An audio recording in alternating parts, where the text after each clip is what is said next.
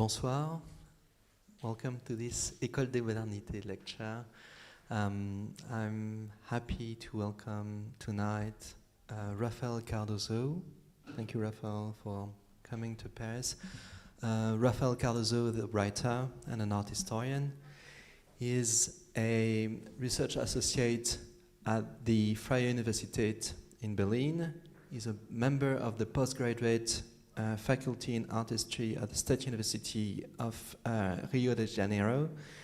And for this year, 2024, he will hold the Abby Warburg Guest Professorship at the Warburg House in Hamburg.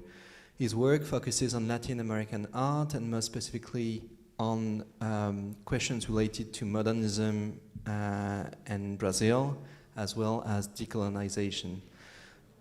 Among his many works, and I will only talk about non-fiction, because you also write, as I said, fiction books, I would like to mention Modernity in Black and White, Art and Image, Race and Identity in Brazil, 1890-1945, that was published in 2021. As well as the book and exhibition that came along it, O Almar Germanico no Genese do Brasil, and please forgive my pronunciation in Portuguese, it's quite bad, but that's the last book that was published. And useful to our knowledge is also an article that Rafael wrote called Decolonizing the Canon, that was published in Text zu Kunst in 2022. Tonight's lecture will be focusing on three artists who came to Paris. Rafael chose to entitle it Primitivism, Cosmopolitanism, Vicente de Rego Monteiro, Tarsila de Amaral, Oswald de Andrade, and the problem of authenticity in the 1920s Paris. And among other questions, we'll see that notions such as cosmopolitanism, precisely, or exoticism are to be perceived differently when we discuss those three artists, among which possibly Tarsila de Amaral is starting to be the most well-known. But the comparisons of the three, I think, will be very productive to our thinking. So I'd like to thank you very much, Rafael, for accepting to give this lecture, and well, the floor is yours. Thank you. Thank you, Hugo Daniel. Thank you. I want to thank the Institut Giacometti for the invitation. It's a pleasure to be here. Okay. Hugo gave me the choice to speak in French or in English tonight, and I chose English because it's more comfortable for me, and also because I'm writing this lecture soon as an article, and it's going to come out in English. But of course, afterwards, if there are questions in French, I will be very happy to answer questions in French.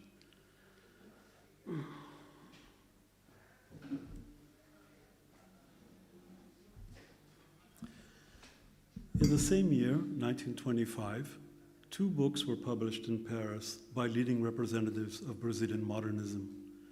Quelques visages de Paris, the furnace piece of which you see on the left, was written and illustrated by Vicente do Rego Monteiro, a painter originally from Pernambouc, but resident in Paris during various stages of his life. Pau Brasil, the cover of which you see on the right, contains poems and aphorisms by São Paulo writer Oswald de Andrade, and illustrations by painter Tarsila do Amaral, both more or less resident in Paris at the time, as well as a preface by Paulo Prado, enormously wealthy businessman, one of Brazil's leading coffee exporters, art collector, principal sponsor of São Paulo's Modern Art Week in 1922, amateur historian, and later cultural essayist, best remembered for his 1928 book, Retrato do Brasil. Rego Monteiro's book was written in French and presumably intended for an avant-gardist audience of French readers interested in Brazilian themes. The book by the trio from São Paulo was written in Portuguese and intended as a substantive work of the Pau Brasil movement, which had been launched the previous year with the publication of Oswald de Andrade's Manifesto of Pau Brasil poetry in the Rio de Janeiro newspaper Correio da Manhã. Rego Monteiro's book was printed by the relatively unknown Imprimerie Juan Duras. Pau Brasil was printed by the avant-gardist publishing house Aux Sans Pareils, created in 1919 by the editor René Ilsum, and best known for its links to the Dada movement and to André Breton, including publication of the review Littérature between 1919 and 1922. Aux Sans Pareils' previous connection to Brazil was via Blaise Cendrars, of whom they published the book of poems Feuille de Route the year before, also with illustrations by Tarsila.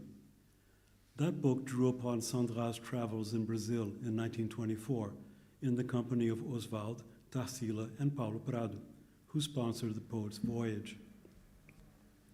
The almost simultaneous appearance of these two books in Paris sheds light on the relationship between center and periphery, primitivism and cosmopolitanism within the advanced currents of modern art. By situating them within the context in which they were produced and received, we can begin to unravel some of the tensions surrounding issues of authenticity, originality, and derivativeness, which still condition to this day the way we look at Latin American art in its relation to Europe. Before delving into the two books and other works by these artists, a bit of background on the significance of Paris to artistic circles in Brazil. By the 1920s, cultural exchanges between the French capital and Brazilian art had been intense for over a century, dating back to the colony of French artists who immigrated to Rio de Janeiro in 1816 and were largely responsible for setting up the Imperial Academy of Fine Arts, which opened its doors in 1826. Over the 1830s and 1840s, as the system of academic training became consolidated in Brazil, one of the most coveted distinctions was the Prêmio de Viagem, or travel prize, which sent top students of the Brazilian Academy to study in Europe, following the model of the Prix de Rome. Though Rome was also a possible destination, most of the recipients chose to travel to Paris, where they were variously enrolled at the École des Beaux-Arts, and later in the century at the Académie Julian, and occasionally at other schools. Over the late 19th and early 20th centuries, individual states in Brazil, such as Bahia and São Paulo, also began to sponsor their own travel scholarships, and the principal destination was Paris. The result was a close affinity between styles, standards, and genres in France and Brazil throughout the 19th and early 20th centuries. From the 1860s onwards, Brazilian artists exhibited regularly in the main Parisian salons. By the 1910s, the number of Brazilian artists in Paris was large enough that a Société des Artistes Brésiliens was founded in 1913. Among its members were a 13-year-old Vicente do Rego Monteiro and his older sister, Fedora do Rego Monteiro. Both came from a wealthy family in Pernambouc, and Vicente grew up partially in Paris, becoming fully bilingual and bicultural. The Rego Monteiro family returned to Brazil after the outbreak of the First World War. Just before they did, cultural perceptions of Latin America began to shift in Paris. Manifestations of folklore, indigenous, and popular cultures began to attract the attention of European audiences, particularly in the arenas of music and dance. The tango craze hit Paris and London in 1913. It was followed in 1914 to 15 by the machixe, presented in Europe as the Brazilian answer to Argentinian tango. The pair Duque and Gabi, who you see on your screen, he, a Brazilian dancer and choreographer, and she, his French partner, achieved considerable success with the machixe. In hundreds of performances in Paris, London, and Berlin, at venues including the Folies Bergère, Hippodrome, and Wintergarten, they introduced European audiences to a sanitized version of the most popular style of urban music and dance in Brazil between the 1890s and 1910s, before it gave way to its more famous successor, the samba. Dense and closely intertwined pairs, overtly sensual, machixe was a mostly working-class pleasure before 1914, when First Lady Naïda Tefé included it in a recital at the presidential palace, provoking a minor scandal. Duque managed to package it for a more upscale international public, and in the process helped make it respectable in Brazil too. Duque and Gabi's renditions of machixe were likely the first time European audiences were exposed to Brazilian popular culture, as opposed to prior attempts to export opera and history painting back to Europe during the imperial period, which ended in 1889. The appetite for tango and machixe in Paris can be viewed as an offshoot of the larger fascination for the foreign and exotic that followed the triumph of the ballet russe in 1912 to 13, and also as a facet of the growing interest worldwide in North American rhythms such as the cakewalk, foxtrot, shimmy, and of course, jazz. After the First World War, Parisian audiences were famously enthralled by a new obsession with all things black and African, the fashionable negrophilie that culminated in Josephine Baker's ascent to international stardom in 1925 in La Revue Nègre. Of course, as everyone here knows, the explosion of that aesthetic on the stage was preceded by a protracted process of appropriation of African cultures by the modernist avant-gardes. Following Marius de Zaya's 1914 exhibition of African art at Gallery 291 in New York, the publication of Karl Einstein's Negaplastik in 1915, and the first public exhibition of Picasso's Les Demoiselles d'Avignon at the Salon d'Antin in 1916, the so-called Negro aesthetic began to gravitate towards the mainstream. In May 1919, collector and art dealer Paul Guillaume organized the première exposition d'art nègre et d'art océanien at Galerie de Vendée, the catalog of which contained Apollinaire's seminal text, À propos de l'art des Noirs. Guillaume's effort was supported by art collector André Level and art historian Henri Clouzot, who wrote for the catalog and subsequently published in November 1919 their book, L'art nègre et l'art océanien, whose 40 plates helped bring the term Negro art and its objects to the attention of a broader audience. In 1921, 2 years later, poet Blaise Cendrars published his influential Anthologie Nègre. Another 2 years later, he wrote the libretto for La Création du Monde, which he defined as a ballet nègre, with music composed by Darius Milhaud, sets and costumes by Fernand Léger, and choreographed by Jean Bourlin. It opened at the Théâtre des Champs-Élysées in October 1923, presented by Rolf de Marais' Ballet Suédois. The fashion for negrophilie even received a small input from a Brazilian source, which you see on the screen, when the musical group Os Oito Batutas arrived in Paris in 1922, featuring a young musician and composer, Pixinguinha, who would go on to become one of the greatest names in 20th century Brazilian music, along with other founding names of samba, such as China and Donga, also members of the octet that came to Paris as a septet. Over several months, starting in February, they performed at the nightclub Scheherazade, Rue du Faubourg Montmartre, the musical director of which was none other than the celebrated dancer of machixe, Duque.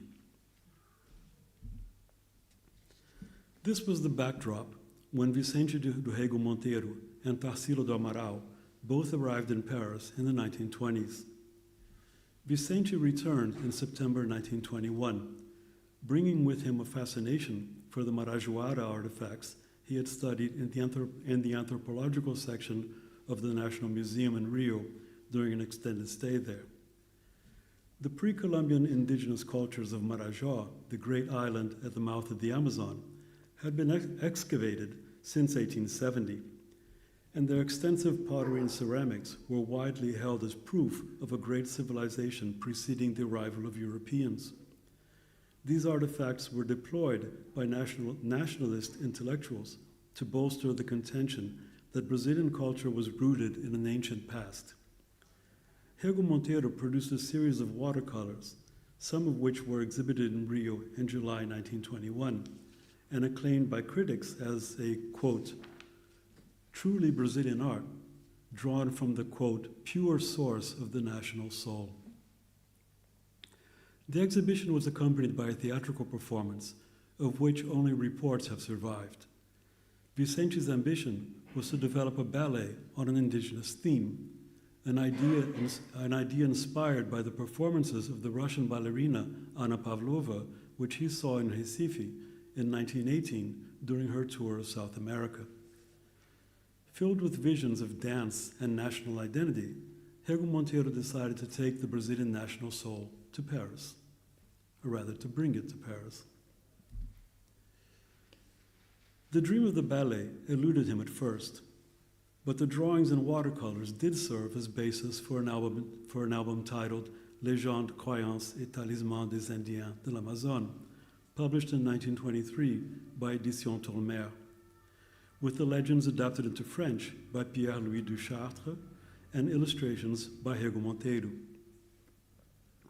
The preface pays homage to Paul Claudel and Darius Milhaud, whose ballet L'Homme et son désir, set in the Amazon rainforest, was performed by the Ballet Suédois on 6 June 1921, just 1 month before Rego Monteiro's exhibition in Rio. Though the album bears stylistic comparison to other contemporary expressions of graphic art, being perhaps closer to Léon Bakst and Fujita than to archaeological sources, it is far from merely imaginative in its approach to indigenous themes.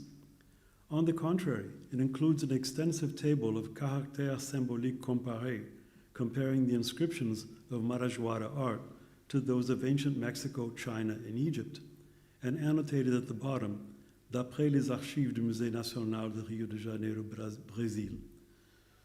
Some of the vignettes are based directly on studies Rego Monteiro drew of artifacts in the museum. Despite its decorative theatricality, it is a work that undertakes artistic ethnography in earnest.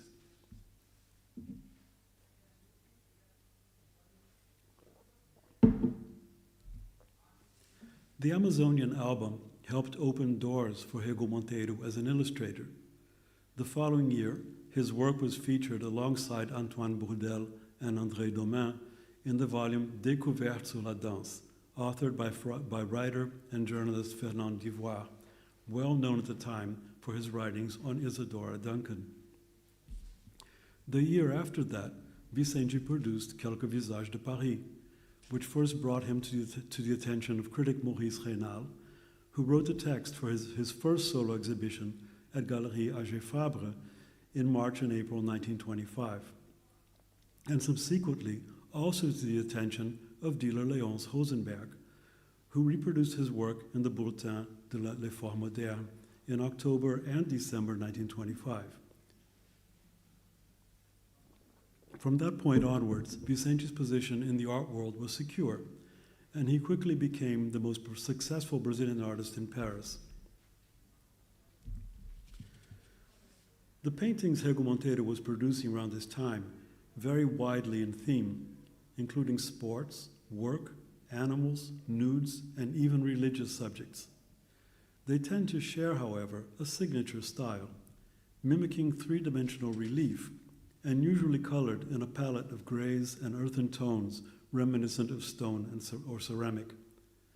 They often combine indigenous elements with shapes and volumes suggestive of a mechanized world, tubular heads and quadrangular hands and feet, resulting in a strange hybrid of sculpture and painting, archaic and modern. Their debt to Marajoara sources is discernible, but not inescapable. The contrast between their solid, massive compositions, bordering on the architectural, and their fineness of painterly detail is unusual and caught the eye of critic Raymond Cognat, who became the premier French critic writing on Latin American art in the 1920s.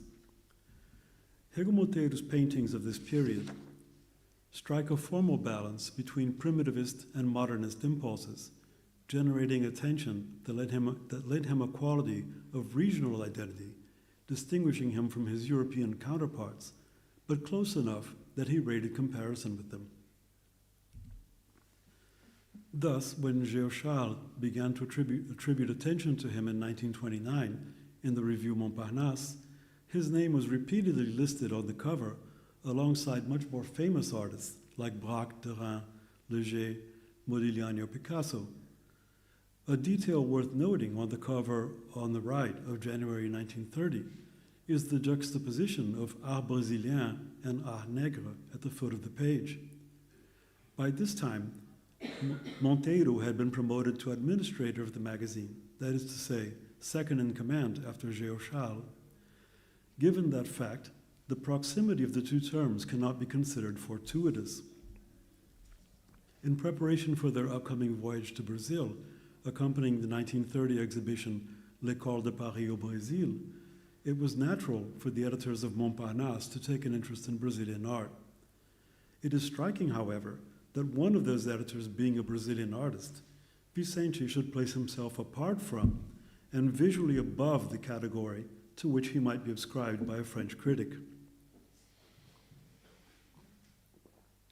When the exhibition did travel to Brazil shortly thereafter, Rego Monteiro was the sole Brazilian artist and the only Latin American to be included. In his own mind, and therefore of the review Montparnasse, he was a representative of the School of Paris, not of the entity Art Brésilien. Rego Monteiro was one of the very few Latin American artists to be considered critically in Paris outside the category of Latin American art. In that sense, he is in the select company of precious few others: Manuel Ortiz de Zárate, Diego Rivera, Joaquín Torres Garcia, Sul Solar, to name the most obvious examples. No other Brazilian artist of the time, not even Tarsila do Amaral or Vitor Brecheret, achieved that level of consideration as an artistic personality. Before moving on to the work of Tarsila, it's worth exploring briefly the debates around that issue. A major shift in the way Latin American art was perceived took place around 1924, as Michel Griet has demonstrated convincingly because of two factors. One was the decision by the Salon des Indépendants to group artists by national origin. The result for many Latin American artists was a feeling that they were being marginalized from the artistic mainstream and segregated into a ghetto of ethnicity in which they would be at a disadvantage in relation to French artists. There were protests and boycotts by both foreign and French artists. The broader context for this organizational decision on the part of the Salon was growing unease with a large number of foreigners and foreign artists in the salons. In the climate of overheated nationalism around the First World War, conservative voices were increasingly wary of the influence that so many foreigners might have on French art, diluting or corrupting it. It was against the backdrop of such debates that critic André Warnoux coined the term School of Paris in 1925 as a means of grouping together the many foreign-born artists based in the French capital who gave the city its distinctive character, not least among whom were Jewish artists, independently of the traditional idea of a national school or école française. The second factor that contributed to reshaping the category of Latin American art was the creation of the Maison d'Amérique Latine in 1923, accompanying the publication of the Revue de l'Amérique Latine, which played an important unifying role in cultural politics over the following decade. The Maison was established by a group of influential Latin Americans in Paris who proposed the organization to the French government and enlisted the support of the diplomatic corps of their various countries. After staging a first smaller exhibition of contemporary Latin American art in 1923, they went on to organize a larger Exposition d'Art Américain Latin in 1924, for which the city of Paris made available the ample and then largely unused space of the Musée Galliera. Artists and collectors were invited to submit works to an eclectic selection committee that included Albert Glaise, Antoine Bourdelle, Charles Despiau, Georges Lepape, Paul Aubert Laurence, and Pierre Brusseau. The result was a large survey exhibition with over 260 works by 42 contemporary artists residing in Paris, as well as a retrospective section of pre-Columbian artifacts containing entire private collections of archaeological and ethnographic items, folk art, and decorative art. Henri Clouzot, the co-author of L'Art Nègre et l'Art Océanien, accompanied the proceedings on behalf of the Musée Galliera, though he does not appear to have been directly involved in planning the exhibition. The combined result of these two opposing factors, on the one hand, an increase of chauvinism against foreign artists at the Salon des Indépendants, and on the other hand, a promising new venue for artists from Latin America residing in Paris, was to strengthen identification with the construct of Latin American art. Although viewed by some as a label that limited their chances of crossing over into mainstream artistic success, the idea of a revitalized union of Latin America, with Paris as its spiritual capital, generated a forced sense of community and produced immediate benefits in terms of access to exhibition space and collectors. These would be especially appealing to newly arrived artists, as was the case of Tarsila do Amaral, who returned to Paris in 1923, determined to make contact with the advanced currents of modernism, after a prior stay between 1920 and 22, in which she had remained untouched by them.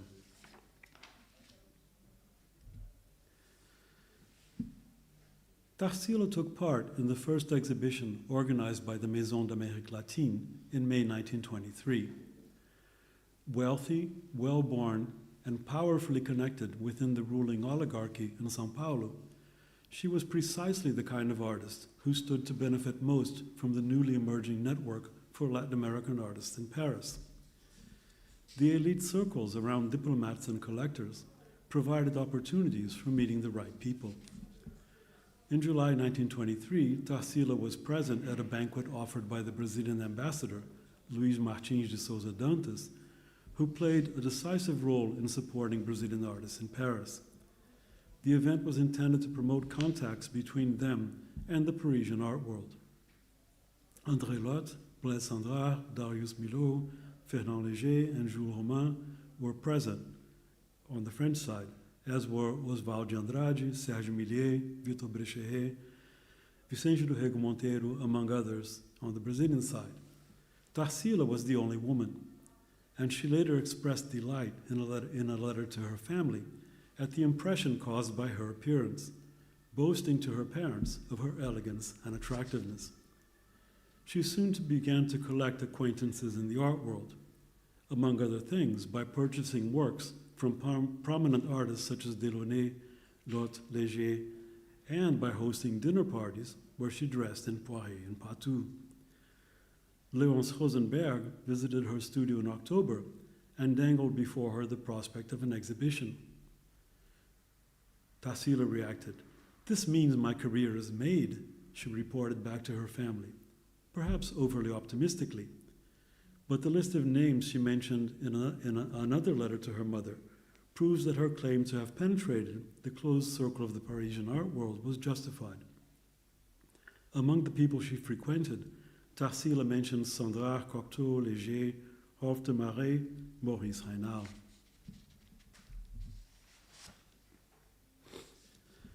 After a brief passage to the studio of Lotte as a pupil, Tarsila settled into the studio of Fernand Léger in mid-1923. It was there that she finished painting A Nègre, the work that marks her metamorphosis from aspiring student, delicate and correct, to a bold statement aimed at securing her place among the advanced artists of the avant-garde. The painting's dynamic composition, structured around the tension between figure and ground, was something new and different. It is, of course, a deeply problematic work from the standpoint of debates around racism today. I will not go into that here, but I have written an essay on the subject for the catalogue of the forthcoming exhibition Tarsila do Amaral, which will open in October at the Musée de Luxembourg, curated by Cecilia Braschi, who is here. What I want to stress instead is how deeply the work is embedded in the context of negrophilie.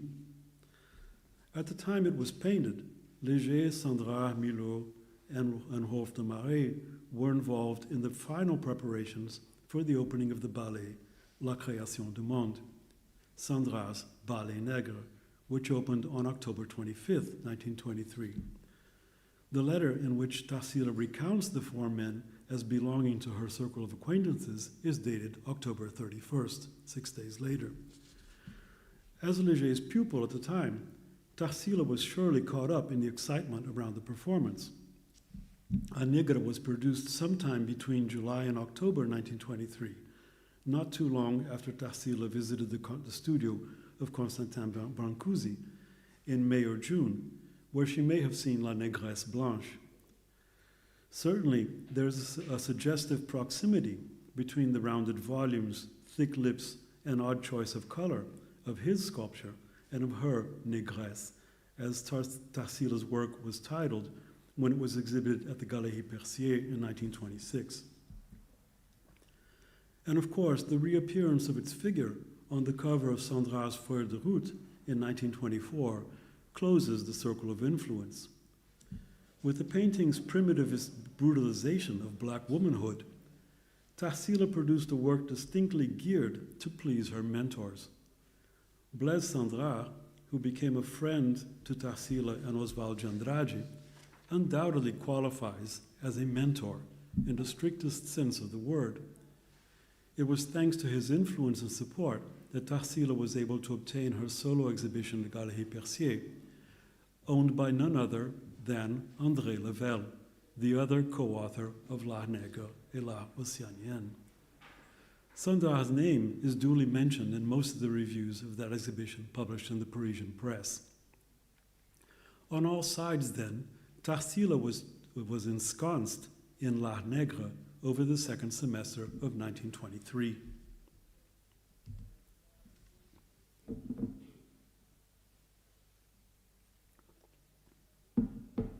Given the proximity of Tarsila and Oswald to Cendrars, it is little surprise that the volume Pau Brasil is inscribed with the dedication, quote, to Blaise Cendrars upon the occasion of the discovery of Brazil, end quote.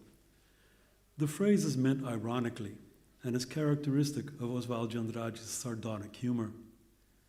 Brazil was not discovered in 1924, of course, although the country was new to Cendrars, who was visiting it for the first time, of the statement, especially since the phrase Descoberta do Brasil in Portuguese is commonly used to refer to the arrival of the Portuguese colonizers in 1500. As with many of Oswald's jokes, however, especially the better ones, there's a serious side, too. The Pau Brasil movement did lay claim to discovering a facet of Brazil that remained hidden under the European aspirations of its elites, a deep Brazil, or Brasil Profundo, as it is called today, which revolves around the indigenous and African roots of the population and is shaped by the country's long history of colonization. The manifesto of Pau Brasil poetry makes strategic nods in its opening paragraphs to what it calls Brazil's, quote, rich ethnic formation, to carnival, to favelas, to vatapá, a mainstay of Bahian cuisine, to dance and revelry, elements it describes as, quote, barbarian and ours. The fact that Oswald, as a member of the elite from São Paulo, imagined himself to be discovering things which a great many people already knew quite a lot about is, of course, fraught with perils and contradictions. Nonetheless, the contention that the São Paulo modernists discovered Brazil in their journey to Minas Gerais in 1924 is still repeated unthinkingly to this day, despite the conflicts that surround it, and unfortunately mostly devoid of the irony with which Oswald himself formulated it. Perhaps the most revealing statement of the reasoning behind Oswald's manifesto was written not by him, but by Paulo Prado in the preface to the volume Pau Brasil.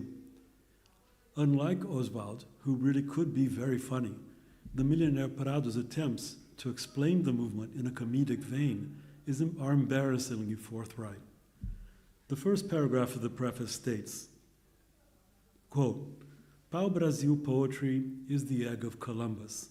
That egg, as an inventor friend of mine used to say, in which nobody believed, but which ended up enriching the Genovese. Oswald de Andrade, during a trip to Paris, from the height of a studio on the Place de Clichy, navel of the world, discovered in dismay his own land.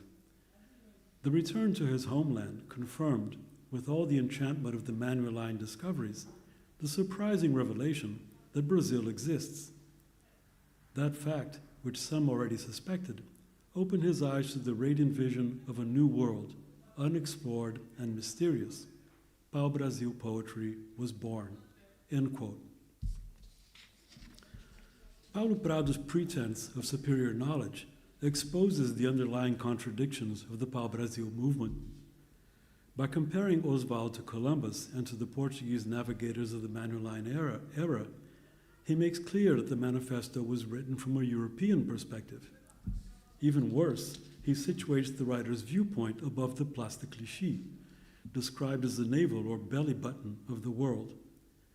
Prado's choice of it as the setting for Oswald's sudden illumination is intended to be humorous, but also indicates a certain contempt. The clueless writer of manifestos, dismayed by the discovery of the obvious, the land in which he was born and raised, but never really bothered to look at or understand, develops a poetic vision of a new world to explore from the comfort of his tourist digs in Paris. Some people, such as Paulo Prado, knew all along that the deep Brazil of Oswald's discovery already existed. It is nothing new to him, man of the world, but he is glad his youthful poet friend has taken the time to explain it to the rest of us.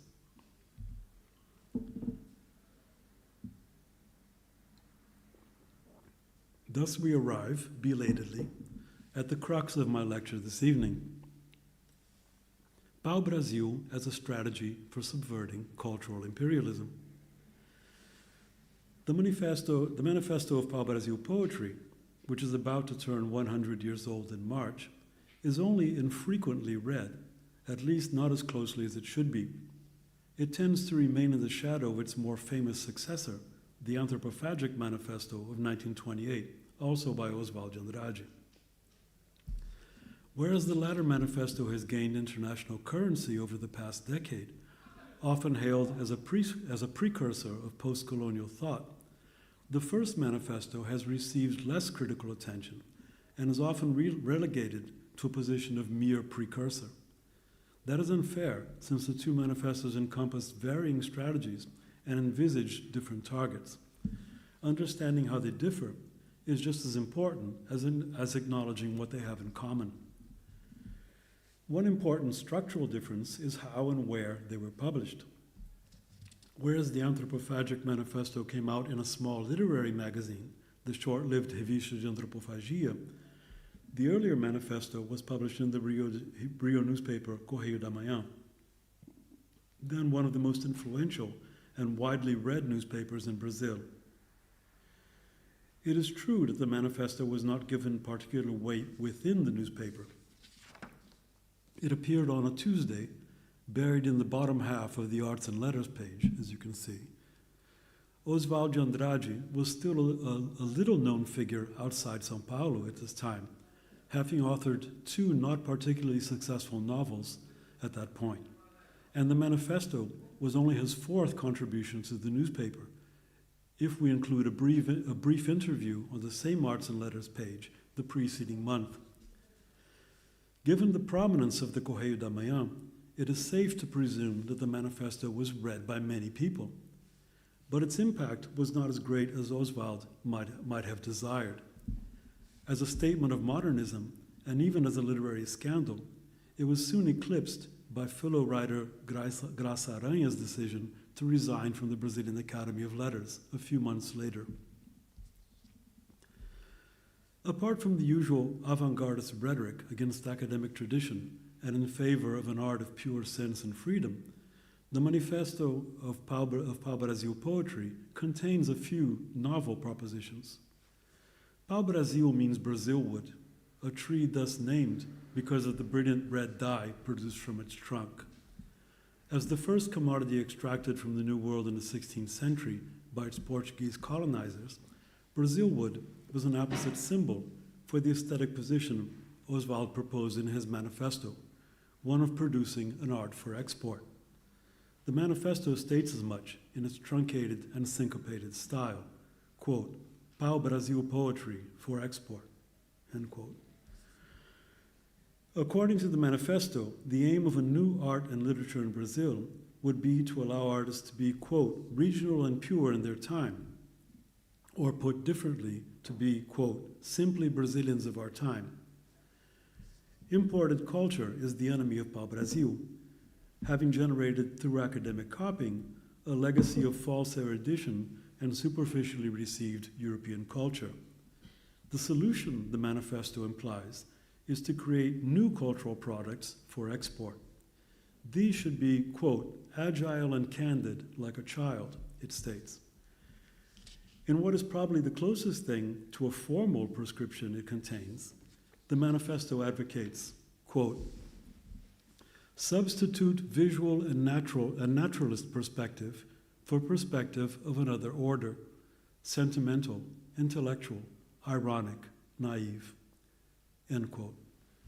The passage follows a mention of Paulo Coelho, so it refers to perspective in the art historical sense of linear perspective, not just in a figurative sense of point of view.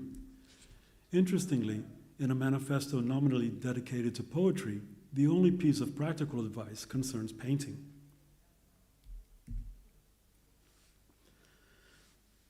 Like so many avant-gardist manifestos, poetic rhythms and elliptical reasoning take precedence over clarity of meaning.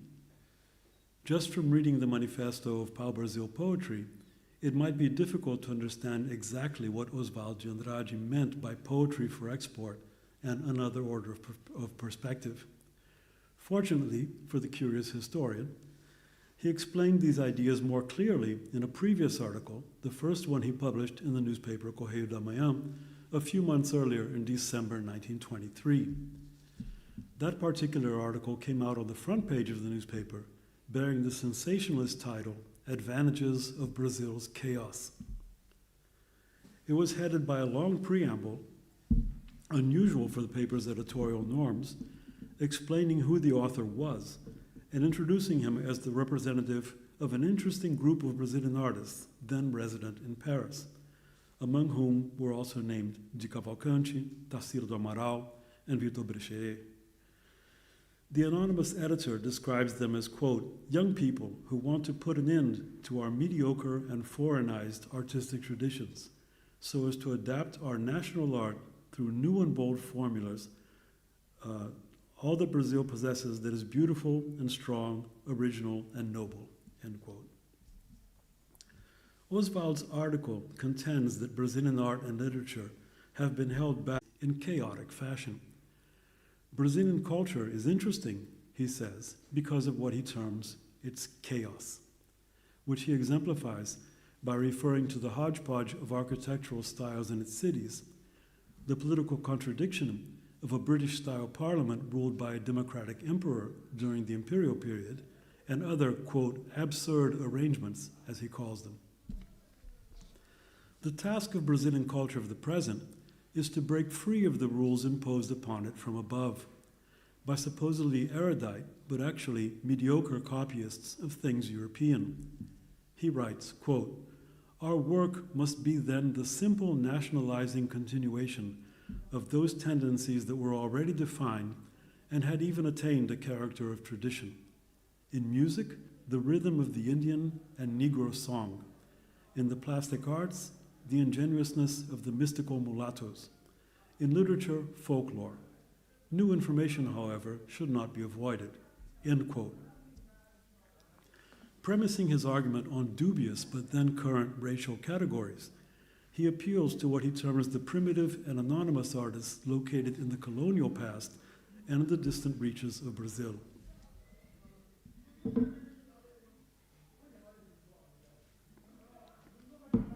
This somewhat convoluted argument would hardly serve to clarify the manifesto, if not for a brief passage, a precious passage, in which Oswald's meaning is made apparent through an anecdote of his experiences in Paris. Quote, waiting for Darius Milhaud, the well-known Parisian avant-garde musician, when I went to visit him, I saw on the wall, next to a still life by Picasso and a drawing by Delacroix, two very curious landscapes with mountains, palm trees, and houses. Milhaud made me read the signature, Jacaré, under the drawings, and added, Brazil does not know what it possesses.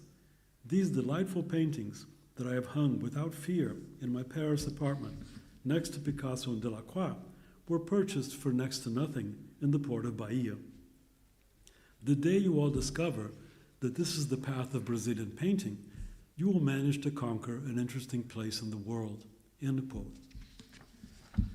Jacaré means alligator in Brazilian Portuguese, and was most assuredly the pseudonym of some forgotten street artists whose works caught the eye of the composer. From the anecdote, there is no way of reconstructing the appearance of the paintings, but it is likely that they fit into the category of works by untutored artists that then and now were usually labeled as naïf. The timing of the article in late 1923 sheds light on Tarsila do Amaral's sudden shift from the almost purist rhythms of A Negra to the new cartoonish simplicity she adopted in 1924, marking the beginning of what is known as her Pau Brasil phase. Although still in secret to the rest of the world, Tarsila and Oswald were already a couple by the second semester of 1923. There's a symbiosis between her painting and his writings that makes clear what was at stake in their mutual claim to the term Pau Brasil. In a follow-up article in the newspaper Correio da Manhã, Oswald praises the fact that since Cézanne, artists have turned their attention to painting tables, bottles, glasses, newspapers, which he sums up as a return to objects, as opposed to grand narratives. He further laments that Brazilian artists display little interest in the mechanical and organizational aspects of great cities, writing, quote, the notion of turmoil, of the mechanic's workshop, of the collectivist battery produced by the present-day life of big cities, with metropolitans, sporting organizations, problems of circulation, and so on, has already influenced and produced reflexes on the arts and literature. Brazil, however, a nation that is said to be young and American, is far from supposing that the laboring and mechanical life produced in some of its urban centers could be a subject for artists and writers, end quote. The same themes are taken up again in the manifesto, quote, and the new forms of industry, traffic, aviation, poles, gas meters, rails, laboratories and technical workshops, voices and ticks of wires and waves and flashes, end quote. These passages are almost a blueprint for the paintings São Paulo and Estrada de Ferro Central do Brasil, which you see on the left and in the middle. The Manifesto of Pau Brasil Poetry, published 3 months later, begins with the lines, quote, poetry exists in facts. The saffron and ochre shanties on the green of favela under the Cabralian blue are aesthetic facts, end quote. Again, it is difficult to ascertain which came first, the text or the painting Morro da Favela on the right. Tarsila was clearly attempting to fulfill the Pau Brasil program of reason simplification and innocence by artifice. Looking at these and other paintings of the years 1924 to 1928, we can better understand what the manifesto meant by perspective of another order, sentimental, intellectual, ironic, naive. How is it possible to be both sentimental and intellectual? The answer, by acting ironically naive. Tarsila's Pau Brasil paintings are not the work of an artist who did not know any better, who was technically incapable of employing perspective or painting faces on figures. They are artfully calculated to mimic the work of untrained artists, presumably inspired by the aesthetic of the unknown Jacaré. They share some common ground with the direction Léger's paintings were taking in the first half of the 1920s as he became more figurative, but they lacked the dynamism he retained, being essentially devoid of diagonals and vortices. Whereas Léger was moving towards social substance in his series of paysages animés of 1921, one of which was purchased by Paulo Prado, he was not trying to appear naive. Tarsila was. The French critics of 1926 did not quite know what to make of her work. What was the point of these childlike depictions, with place names no one in Paris would recognize, like Madureira, and mythical creatures from a folkloric tradition of which Europeans were entirely ignorant, like the kuka? The more generous ones praised her sense of color and her, quote, freshness of feeling. The less generous ones, like Memi and l'Humanité, described her works as, quote, bearing witness to a schoolboy optimism. The art is so simple that some might be described as stencils on exotic themes of charming invention, end quote.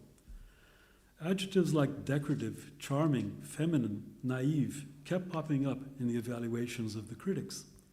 A few compared her to Douanier Rousseau, casting about for some reference to explain what she was doing.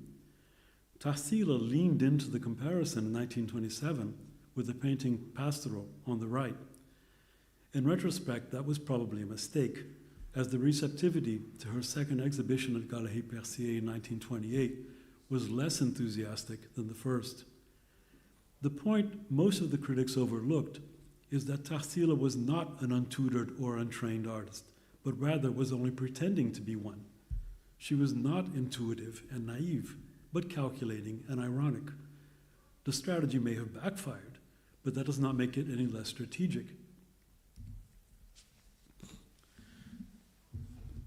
Speaking of irony as strategy, it is time to return to Rego Monteiro's Quelques visages de Paris. Recent scholarship has attached much importance to the book. Michel Griet's Transatlantic Encounters kicks off with an excellent discussion of it as a key to understanding how Latin American artists in Paris responded to the French desire for supposedly authentic primitivism. She draws attention to André Warnaud's review in Comédia, in which he stated, quote, Monsieur Rego Monteiro is a man from the virgin forest. That remark was almost certainly tongue-in-cheek. The faux candid gaze of the narrator should not be conflated with that of its sophisticate author.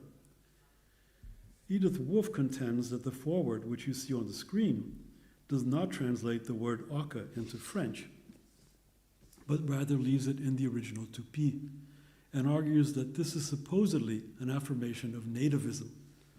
But Rego Monteiro did translate the word parenthetically into English as home, as you can see on the screen. He could just as easily have written maison, but reckoned instead with his select Parisian audience's knowledge of the particular resonance of the English word home. The initial O is accented with a circumflex, inflecting its reading towards a French mispronunciation, oca, rather than oca, as it would be pronounced by any Brazilian. Throughout the book, the author treads a fine line between the ironies his French readers will be able to pick up or not. The premise of the book is that a fictional, quote, savage chief from the Amazon has reported his impressions of Paris to the author, complete with accompanying drawings, collected during a recent trip Rego Monteiro claims to have taken to the Amazon. The chieftain's misunderstandings of what he encounters reveal truths that might otherwise remain hidden to a purportedly civilized gaze. He confuses the Eiffel Tower with a battle tower, and the Louvre is described as, quote, the shop of the richest picture seller in France. a joke bound to elicit a smirk from artists of any nationality. As anyone who reads the book quickly realizes, Quelques visages de Paris is satire. What some readers may fail to apprehend is just how multi-layered and corrosive much of the humor is. Rego Monteiro parodies Parisian perceptions of the savage, as well as the idea of authenticity, according to which artists from Latin America were scrutinized. Yet he does so not only through straightforward lampoon, but with mock scientific knowledge as well. The tables comparing systems of hieroglyphs are plausible enough that they might be taken seriously. They reflect the erudition of someone who actually conducted research in an ethnological museum and took the trouble to codify his findings, as we've seen in the previous album. More than mere satire or spoof, they earnestly stage ethnography as art in a manner that looks forward to what the 21st century calls the ethnographic turn in contemporary art. It is perhaps the deadpan seriousness of the humor that led Sergio Millet to reproach Rego Monteiro in his notice of the book for the Revue de l'Amérique latine for being, quote, too intelligent. I would like to see in him a bit more naivete, wrote the Brazilian modernist critic, himself a bilingual, bicultural member of the readership that would have fully understood the joke. The main reason that Quelques visages de Paris succeeds in its ironic staging of the primitive, whereas Tarsila's Pau Brasil paintings failed, is that Rego Monteiro pitches the irony at a level his French readership could apprehend. He was the insider playing outsider, the true Parisian who knew the right people and struck the precise note of foreignness to maneuver his way into the heart of a competitive art scene, fraught with perils for the foreign artists. Tarsila, on the other hand, was the outsider playing insider, trying to push her way to the fore by balancing personal sophistication with a body of work that did not match her in an obvious way. It did not help that she was a woman, of course. The doorway to success was narrow, and few women artists, even French ones, crossed the threshold. The problem for both Rego Monteiro and Tarsila, as for all Latin American artists, was how to navigate the conflicting demands for authenticity and for modernism. How could an artist manage to be typical and yet original, traditional and yet avant-gardist, representative of a nationality or ethnicity, and yet wholly individual and distinct from everyone else? As Michel Greet succinctly puts it, quote, this was the grand conundrum for Latin American artists. To prove their modernity and universality at home, they had to be conversant in European visual idioms. But in Europe, evidence of this knowledge and training was judged to somehow impede the possibility of a unique or native perspective, end quote. This conundrum is reflected in a review of the 1924 Exposition d'Art Américain Latin written by Raymond Cognat. In it, he regrets the lack of personality among artists from Latin America, whose works appeared to his eyes too French and not connected enough to the indigenous artifacts of the continent, which he found exciting in a primitivist vein. Latin American artists who met the expectations of the primitivist fantasy were celebrated, like Pedro Figari from Uruguay, whose candombe paintings received critical acclaim in Paris in 1925. But Tarsila was not nearly so successful when she attempted to go down a similar route with her Pau Brasil paintings. Rego Monteiro was praised by Maurice Reynal in 1925, precisely for resurrecting the influence of indigenous tradition. In other words, for his ethnographic interest in the Marajoara past. Thus, the wealthy cosmopolitan artist, Rego Monteiro, married to a French wife and fully at home in Paris, achieved critical approval by parading around as a man from the virgin forest in André Arnaud's face, but always with an ironic wink to his audience. Today, the same attitude would probably be decried as cultural appropriation.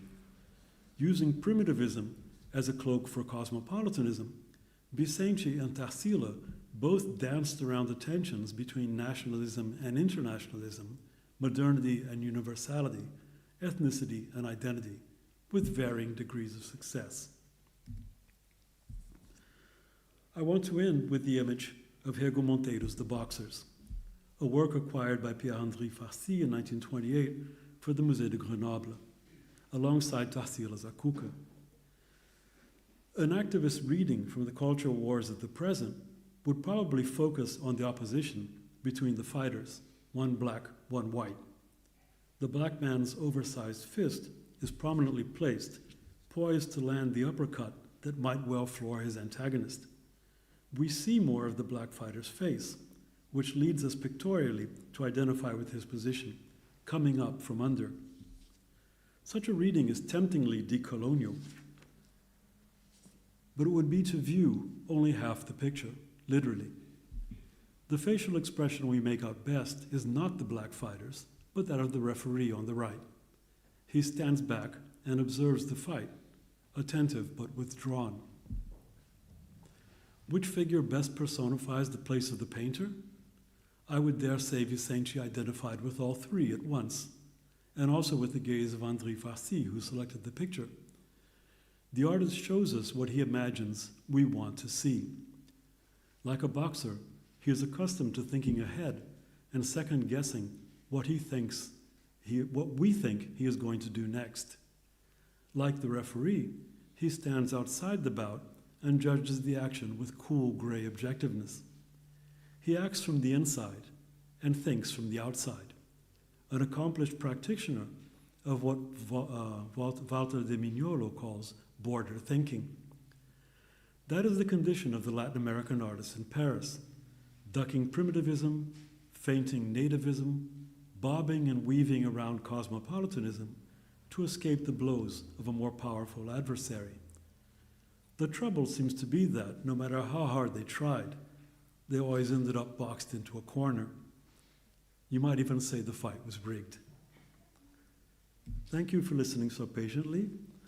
I'll leave you with a few suggestions for further reading in case there are students or others here who wish to learn more of where I derived all this information. Thank you.